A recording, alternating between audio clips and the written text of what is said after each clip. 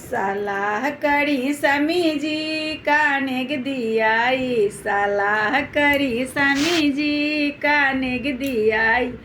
सोयरी नीपे खातिर नंदो बुलाई में, सोयरी नीपे खातिर ननद बुलाई। सलाह करी समी जी कानेग दियाई। सोयरी के निपाई में चुंदरी दियाई, सोयरी के निपाई में चुंदरी दिया।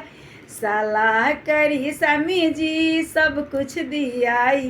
काजर पराई में कानेग दियाई, काजर पराई में कानेग दिया। सलाह करी समी जी कानेग दियाई। सोयरी निपाई में झुलनी दियाई, सोयरी निपाई में झुलनी दी। सलाह करी समी जी सब कुछ दियाई, सलाह करी समी जी सब कुछ दियाई।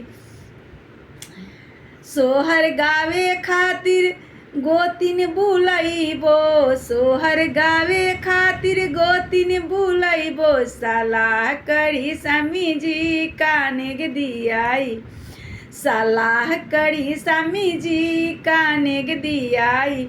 सोहर के गवाई में बेसरी दियाई, सोहर के गवाई में बेसरी दी। सलाह करी समी जी कंगन दियाई, सलाह करी समी जी कंगन दियाई। मलकिनी बने खातिर सासू बोलैबो, मलकिनी बने खातिर सासू बोलैबो। सलाह करी समी जी काथी दियाई, सलाह करी समी जी काथी दियाई। एटीएम दियाई की तिजोरी दियाई, एटीएम दियाई की तिजोरी दियाई। सलाह करी समी जी सब कुछ दियाई, सलाह करी समी जी सब कुछ दियाई। तिजोरी दियाई, एटीएम दियाई। सलाह करी समी जी सब कुछ दियाई, सलाह करी समी जी सब कुछ दियाई। देखिए इतना माने दिल खुश होखेला बाल बच्चा के जन्म के बेर कि एकदम सब कुछ देवे खातिर तैयार बड़ी।